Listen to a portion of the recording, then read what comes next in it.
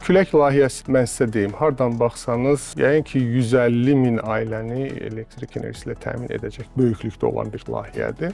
Azərbaycanda hazırda günəş panellərindən yalnız alternativ enerji şirkətləri deyil, hər bir vətəndaş da faydalana bilər. Artıq 2 ildir ki, bu evin elektrik enerjisi günəş şüalarının toplandığı panellərdən əldə olunur. Yaşıl enerjinin bu evə hansı yenilikləri gətirdiyi isə yəqin sizin üçün də maraqlıdır. Təsəvvür edin ki, məsəl üçün ayda 50-70 manat ödəyən ailə maksimum 8-10 manat ödəməli olur. O da axşam vaxtı siz işığı nə istifadə edirsiniz? Əsas o xərc eləyir. Elektromobil olanların demək olar ki, pulsuz siz həmişə maşınınızı şarj eləyə bilirsiniz.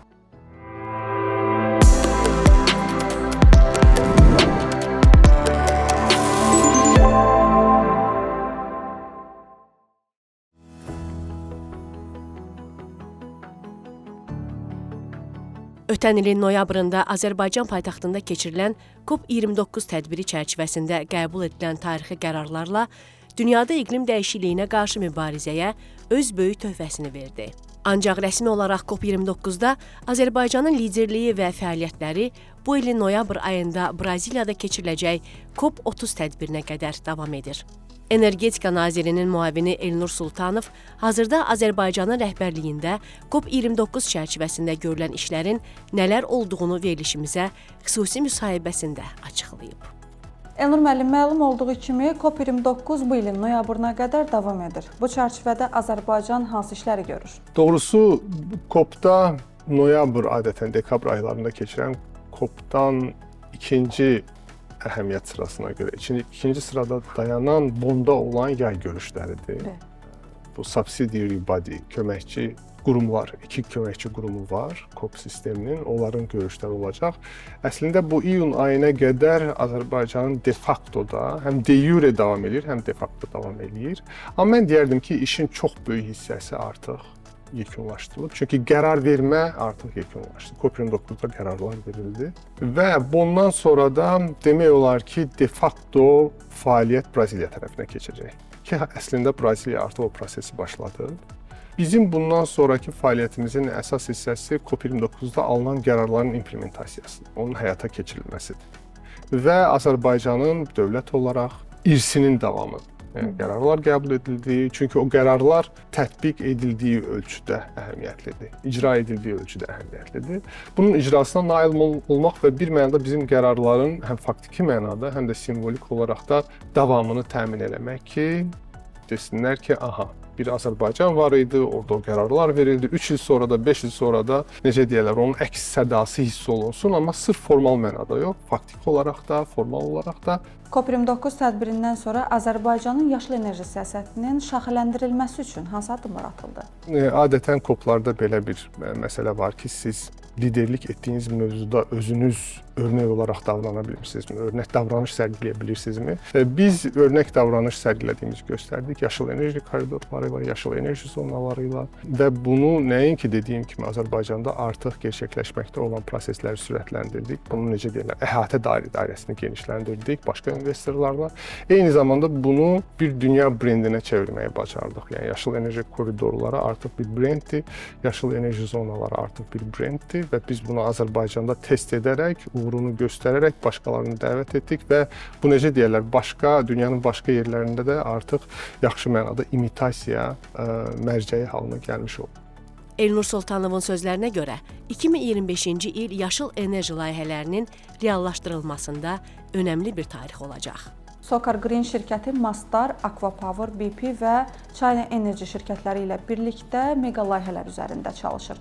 Bu layihələr arasında bu il yekunlaşacaq olanlardan varmı? Hal-hazırda Aquapower tərəfindən 240 meqavatlıq bir külək layihəsi həyata keçirilir və külək layihəsi də mən sizə deyim, hardan baxsanız, yəqin ki 150 min ailəni elektrik enerjisi ilə təmin edəcək böyüklükdə olan bir layihədir. Növbəti addım bizdə mega layihə dediyimiz layihədir. Bunu Mazdar, Socar Green birgə həyata keçirir. Yenə də investisiya hesabına həyata keçirilən bir layihədir. Yəni biz burada Socar Green tamamilə iqtisadi əsaslarla qoşuldu. Yəni biz Mazdar bunu tək başına eləməyə razı idi və hazır idi. Sadəcə Azərbaycan şirkəti olaraq onlar bizim haqqımız var ki, orada Azərbaycan şirkətdə iştirak eləsin. Buna məcbur deyilik. Əgər könüllü bir şirkət varsa, Energetika Nazirliyi, hökumət buna qərar verə bilər ki, Azərbaycan şirkətdə iştirak eləsin. O mənada sırf iqtisadi rentabellik əsasında bura Sokar Green daxil oldu. Heç bir tələb yox idi xarici investor tərəfindən.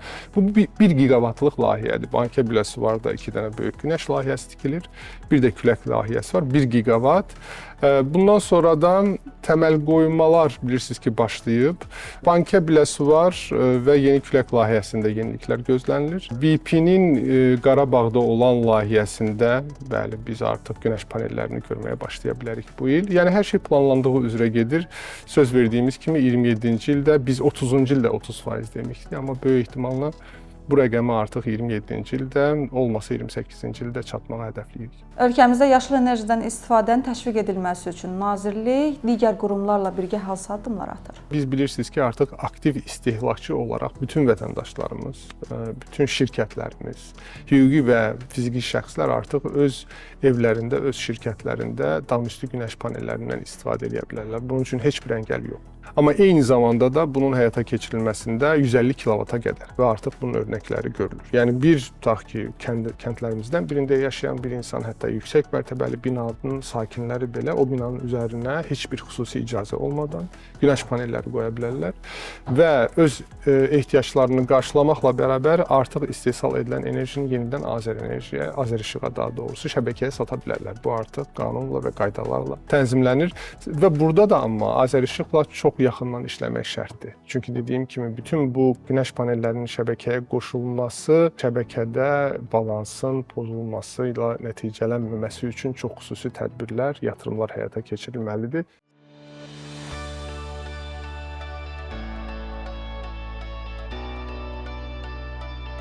Azərbaycanda hazırda günəş panellərindən yalnız alternativ enerji şirkətləri deyil, hər bir vətəndaş da faydalana bilər. Çünki bununla bağlı artıq qanunvericilik bazası mövcuddur və bütün qaydalar müəyyən olunub.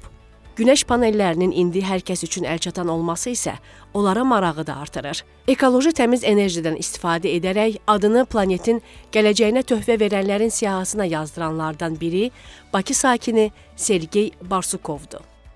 Hazırda biz Sergey Barsukovun evinin tam qarşısındayıq.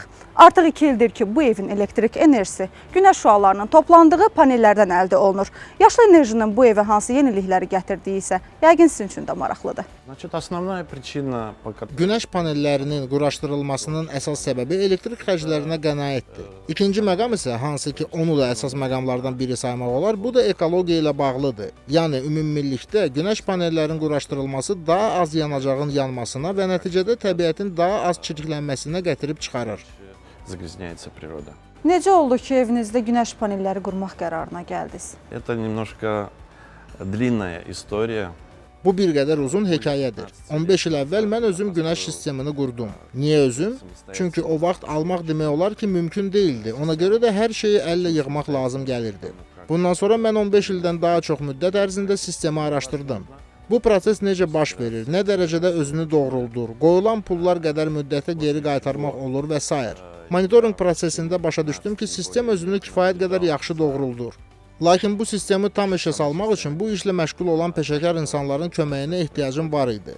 Xoşbəxtlikdən artıq ölkəmizdə günəş panellərin evdə və obyektlərdə quraşdırılması işi daha da asanlaşıb.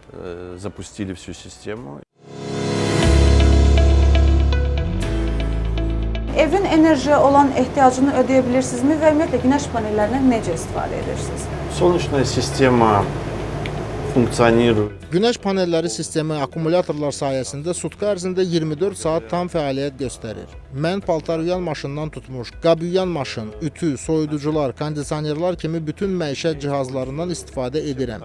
Yəni, sistem evdə olan bütün avadanlıqları qidalandırmaq üçün kifayət qədərdir və hətta deyərdim ki, daha artıqdır. Yəni, hazırda ümumi elektrik enerjisi şəbəkəsinə qoşulmağa praktiki olaraq heç bir ehtiyac yoxdur. Yay vaxtı biz otaqların sərin olması üçün kondisionerlərdən istifadə edirik. Bütün bunlar da günəş sistemi hesabına təmin edilir. Həmçinin qeyd etmək istərdim ki, günəş sisteminin necə deyərlər sabit gərginlikdə işləməsi sayəsində əlavə avtotransformatorlara və ya stabilizatorlara da ehtiyac qalmır. Sergey Barsukov evində quraşdırılan sistemin 2 ildir ki, heç bir problem olmadan çalışdığına diqqət çəkir. Касательно самой солнечной... Günəş sisteminə gəldikdə, günəş panellərindən hər şey bu lövhəyə gəlir.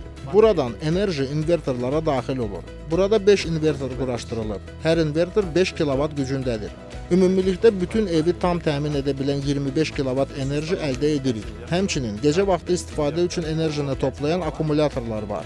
Bütün sistemin idarə edilməsi üçün interfeys, həmçinin bütün proseslara uzaqdan nəzarət etmək üçün web interfeys də mövcuddur. Контролировать все процессы и мониторить.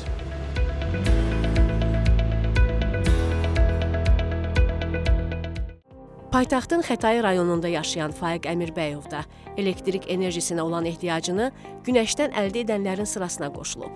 O artıq bir neçə ildir ki, ekoloji təmiz enerjidən istifadə edir. Necə oldu ki, evinizdə külək panelləri quraşdırmaq qərarına gəldiniz? Uzun müddət maraqlanırdım bu barədə. Hələ bir entuziast kimi. Son vaxtda bir il yarım qərara gəldim ki, çalışaq görək, alınsa, axtardıq hansı şirkət bu ilə məşğul olur. O çox vacibdir ki, peşəkarlar olsun. Evet. Tapdıq həmin şirkəti, müraciət elədim, gəlib quraşdırdılar. Həm də mən elektromobil istifadə edirəm. Həyət evidir, elektromobildir. Bunlar hamısı imkan verir, həm qənaət baxımından, həm müstəqillik baxımından. Bu işıq sistemi, günəş panelləri çox kömək olur mənə. Həqiqətən də il yarımı 1 megawattdan çox elektroenerji generasiya edib. Baxmayaraq ki, böyük sistemdir, 4.5 kilovatlık sistemdir.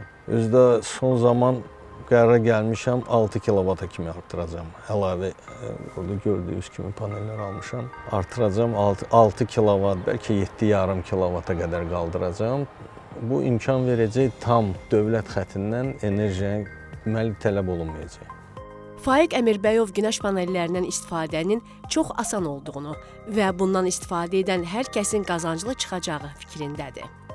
İndiyədək günəş panellərindən istifadə etməyən insanlara, vətəndaşlara nə tövsiyə edərdiniz? Həyət evlərdə qalanlara çox tövsiyə eləyərəm. Kənd müstəqil baxımdan çox kömək eləyir, həm də qənaət baxımdan təsəvvür edin ki, məsələn, ayda 50-70 manat ödəyən ailə maksimum 8-10 manat ödəməli olur. O da axşam vaxtı siz işığı nə istifadə edirsiniz, əsas o xərc eləyir. Elektromobil olanların demək olar ki, pulsuz siz həmişə maşınınızı şarj eləyə bilirsiniz. Bir 3 saat, 4 saat bu günəş panelləri istifadə eləməyə şarjı ilə 100 kilometr maşın məsafə gedə bilir. Hər tərəfdən də ailə üçün yaxşıdır. Hər evin enerji tələbatı fərqli olduğu üçün alınacaq günəş panellərinin ölçüsü və funksiyaları da buna uyğun olmalıdır. Günəş panellərinin satışı ilə məşğul olan Erkin Quliyev bildirir ki, vətəndaşlar bu texniki vasitələri almazdan qabaq nə qədər enerjiyə ehtiyac duyduqlarını öncədən müəyyən etməlidirlər. Ancaq nəzərə alınacaq başqa məqamlar da var. Erkin bəy, günəş panelləri almaq istəyərkən hansı göstəricilərə diqqət edilməlidir daha çox? Əsasən günəş panellərini almamışdan əvvəl evdəki olan elektrik sərfiyyatının göstəricilərinə baxmaq lazımdır. Ona görə ki, o göstəricilərə uyğun olaraq günəş sistemlərinin özünün quruluşu formalaşır və enerji qənaətinə o həmən qeyd olunan sərfiyyata uyğun olaraq göstərmək olur. Əvvəllər biz tam off-grid formada, yəni ki, ancaq akkumulyator batareyaları, çevirici vasitə, günəş panellərindən istifadə edirdiksə, indiki dövrdə artıq hibrid, on-grid, yəni ki, birbaşa şəbəkəyə ötürmə, rezervləşmə funksiyasına malik olan avadanlıqların istifadə edirik. Ondan sonra da əgər avtonom rejimdə işləmək istəyirlərsə, yəni müştərilər, hər bir insan özünün avtonomiyasını yaratmaq istəyirsə, akkumulyator batareyaların, onlara da baxmaq lazımdır. İndiki dövrdə artıq keçmiş qurğuşun turşulu akkumulyatorlardan biz müasir tipə, liti tipli batareyalara keçdik. Onların da ömrü, yəni işləmə ömrü də çoxdur. Bir mənzilə daimi elektrik enerjisi ilə təmin etmək üçün vətəndaş neçə panel almalıdır və bu ona təxminən neçə manata başa gəlir? 6-8 günəş paneli ortalama bir evin qidalanmasını, yəni onun enerji sərfiyyatının qismən də olsa bağlamasını ya da tam bağlamasına müsbət təsir göstərir. Düzdür, günəş panellərinin sayının artırılması, yəni qeyd etdiyimiz kimi yüklərdən asılıdır. Amma avtonomiya nöqteyi nəzərindən 6-8 günəş paneli qoymaqla hər bir insan öz enerji sərfiyyatını azalda bilər. Qiymət deməli, əgər toplayıcı vasitə olmasa, on-grid sistemlərdən nəzərə alsaq, hardasa dediyim kimi 4-4500 manat arasıdır. Artıq batareykalar varsa, yəni toplayıcı vasitə varsa, məbləğ demək olar 2 dəfə artır. Alınan günəş panellərinə nə qədər zəmanət verirsiniz? Biz tərəfdən günəş panellərinə 15 il zəmanət verilir. Bu müddət ərzində günəş panelləri yəni öz işləmə funksiyalarını dəyişmir, amma qeyd etdiyim kimi toplam işləmə müddəti 30 ilə bərabərdir. Biz də öz tərəfimizdən həm istehsalçı verdiyi zəmanətlər əsasında və ya özümüz sistemləri quranda artıq təcrübə olduğuna görə özümüzdən də əlavə müddətləri vermək imkanına malikik. Sahibkarın sözlərinə görə hazırda satışda olan və ən çox maraq göstərilən günəş panelləri Çin, Yaponiya və Avropa ölkələrinin məhsullarıdır. Hesablamalara görə, orta hesabla şəxsi istifadə üçün günəş panelləri alanlar xərclədikləri vəsaiti 4-5 il ərzində geri qaytara bilirlər. Bu müddətdən sonra isə panellərin istehsal etdiyi enerji onu əldə edənlərə ancaq qazanc gətirir.